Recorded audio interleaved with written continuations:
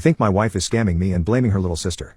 I, 40 male, met my wife Jane, 38, 8 years ago. We were long distance for 2 years, then we got engaged. She sold her home and business and moved 4 hours away to my city, and put the money she got from selling her business into savings. Jane was hesitant to move in with me at first because her younger sister Annie, 36, lives 90 minutes away from my city and she hated the idea of being so close to her sister. Jane told me Annie was an adult dancer and an addict, and her husband was an addict and a dangerous ex-con. She told me the terrible things Annie did, including wrecking Jane's car. Annie slept with Jane's ex-fiancé the week before their wedding. She stole substances from their dying grandmother and she made both her parents tap into their retirement funds to pay for rehab multiple times, and that's why Jane never got to go to college. It broke my heart that Jane was so afraid of her own sister. Jane told me not to mention Annie to their parents because it upsets them. We eloped because she was afraid Annie would show up if we had a regular wedding.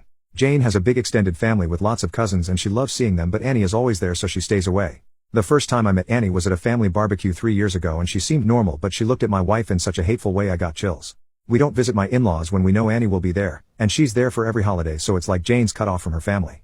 I'm very financially secure. Jane worked multiple jobs for years on top of running her business because Annie committed credit card fraud in Jane's name. When we got engaged 6 years ago, I told Jane she didn't have to work anymore and offered to pay for a lawyer to handle the fraudulent credit cards. She told me she couldn't do that to her baby sister, so I paid off over $30,000 of fraudulent debt. It happened again 3 years ago for $15,000, for purchases made at hair salons, jewelry stores, Botox, Target, all in a close radius to where Annie lives. Jane begged me to just pay off the credit cards and not press charges. I was furious, but I paid them off with the condition that Jane go to therapy to process her sister's abuse, with the understanding if she does anything like this again we're pressing charges. She agreed and goes 2 times a week to a private therapist. I put money into her account for copays every month, almost $6,000. This past winter, Jane's car got repossessed out of the blue. It was a Lexus and Jane got it on the condition that she made the car payments. I don't typically buy flashy expensive stuff, but she was so excited about it and she said she had some fun money from the sale of her home. She never had anything nice because of Annie, so she loved that car. She was distraught. She hadn't been able to make her car payments because she gave Annie all the money from the sale of her home and business over the years. Annie had gotten in deep with a dealer and she was paying her to stay away. Hundreds of thousands of dollars because Annie threatened to give the criminals our address or send them to her elderly parents. Jane was hysterical and begged me to forgive her and not press charges. I shouldn't have, but the next day at work I found Annie's number. I called her and told her I was pressing charges. She laughed at me and said, "I don't know how you believe a word that comes out of Jane's mouth." Apparently I was on speakerphone and her husband was also laughing. She wished me luck in pressing charges, called me a sucker and hung up. My mother-in-law called me the next day before I was supposed to meet with a lawyer to discuss our legal options regarding Annie. She asked me gently to drop it for Jane's sake because I didn't have the full story. We found out around the same time that Jane was pregnant, so I let it go for Jane's health. Jane was upset that I wouldn't get the Lexus back and instead got her a new Jeep. I threw Jane a huge baby shower last month and I invited Jane's cousins and parents since she never sees them because of Annie, thinking it could make up for the car issue.